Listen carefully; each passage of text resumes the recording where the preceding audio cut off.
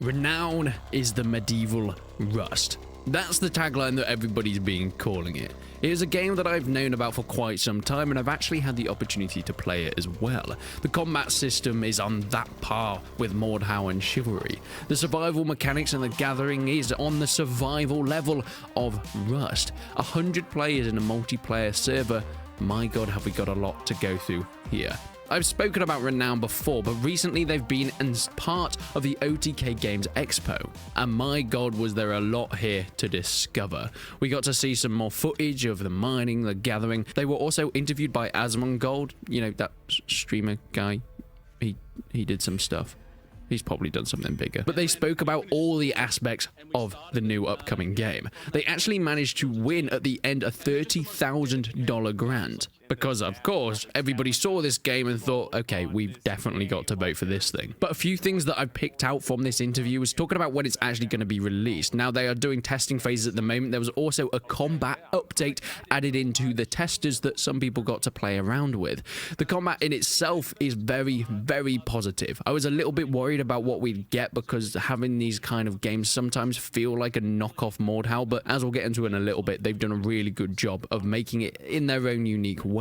We're going to have 100 players on a server. There's going to be weekly wipe cycles, a bit like Rust, meaning that whatever you build up, it's gone after a week, so you have to start all over again. That seems to be the thing that people like these days. Over and over again, I guess it works for this kind of game. The release date is hoping to be in some sort of early access mid next year, but that's not set in stone just yet. Then just over a month ago, we got our first look at the new teaser trailer, indicating that something much bigger is on its way. A first look at the bigger open world, because we've not really seen all that much indicating to it. We can see some ore nodes as well that are in the surrounding areas, and the player character that is there to gather and discover. Construction is looking really positive, looking very similar to a Rust type style or even a medieval dynasty, and the buildings that upgrade through it, going from your basic wooden forts to castles, smithing weapons and armor, and then equipping your soldiers.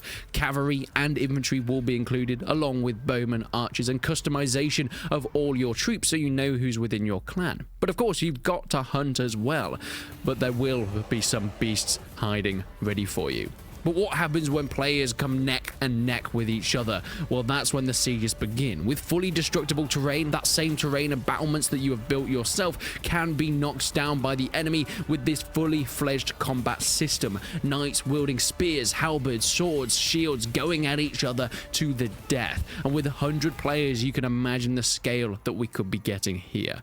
Once again, very, very similar to Mordhau, but with a nice Rust twist. The developer patch recently was released on their YouTube channel as well, mostly focusing on that combat. We can have a little bit of a look at what they're working on at the moment, and since I've played it, it seems to be greatly improved. They actually showed us that the new animations had been implemented now because they've, well, finally got an animator. There's everything from jumping and ducking over swings, parrying, blocking, chambering, everything that you can do. A full stamina system as well to make sure that you don't end up just becoming a stabby muck spamatar. The forest biomes look absolutely gorgeous, and the terrain altogether just brings in this medieval world. Of course, you're going to be able to change the landscape yourself, whether you build these majestic castles that have had completely new skins and updates on them, or just the surrounding terrain that is already there. All these things can be knocked down and changed as well, whether you're fighting in the ruins or on the castle battlements. These can all be manipulated by players upon this living and breathing world.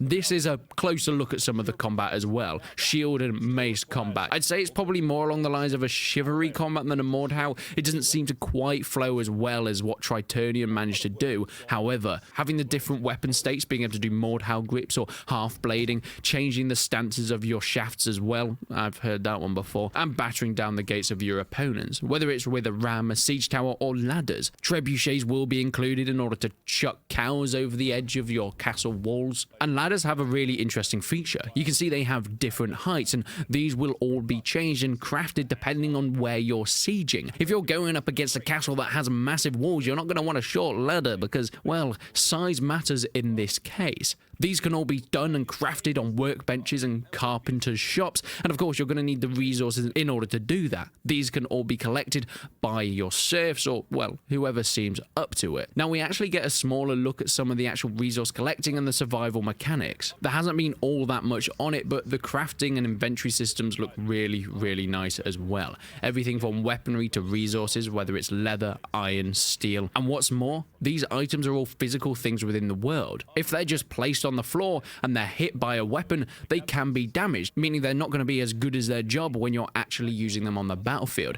So if you see some breastplates lying around that you think might be picked up by the enemy, make sure you give them a few bashes, much like you should be doing with the rocks and iron ore veins in order to be gathering all the things that you need in order to create these beautiful pieces of art. Buildings can also be upgraded. There's some beautiful new looks to everything to do with the architecture as well. It seems to be much upgraded to the last time we actually saw any of this stuff. And there is customization and attributes that you can give to each of your castles, whether you wanted to add stone crenellations or wooden supports, being able to chuck down rocks or hot water from the battlements. That's all your choice in designing these castles that can be done solo or with other players if the right resources are obtained. There is so much that has been added in the last few months, and I can't wait to actually bring some gameplay very, very soon, hopefully. It is still very much up in the air when we're actually going to get a solid hands-on look with Renown. There is so much play testing, and you can actually go and join their Discord if you want to. I think they have a lot of stuff in terms of feedback there. Our actual first look at the combat was back at the 25th of March 2021, way over a year ago now. And whilst you can see the core mechanics of what we have now is still there, and you can see where it was birthed, it was a little bit clunky. Not just the UI, but everything. I mean, the swings seem a little bit jagged. Ducking under it looks fine, and it kind of works, but it doesn't look as you'd expect in a beautiful, slick, and highly skilled medieval combat scenario.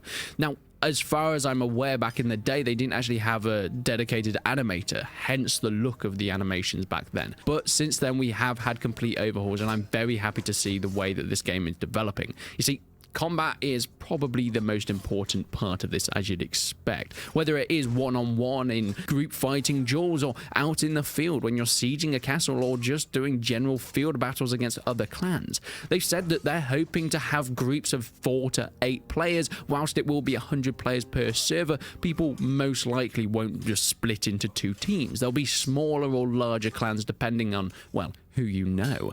And this will change the way you fight. This will change the types of forts and areas that you build and the land that you want to claim for your own. Renown is all about building up your reputation, not in a Mount and Blade sense where you build it up against in a campaign, but with other players, being known as that clan that can fight well, being known as the clan with the big siege weaponry or the long ladders, if you know what I mean.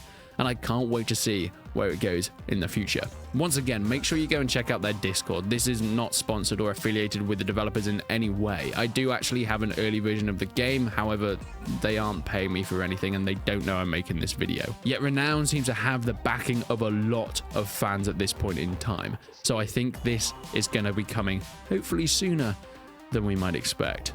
But please leave a like on the video if you enjoyed it. Leave a dislike if you didn't. But until then, I will see you in the next one.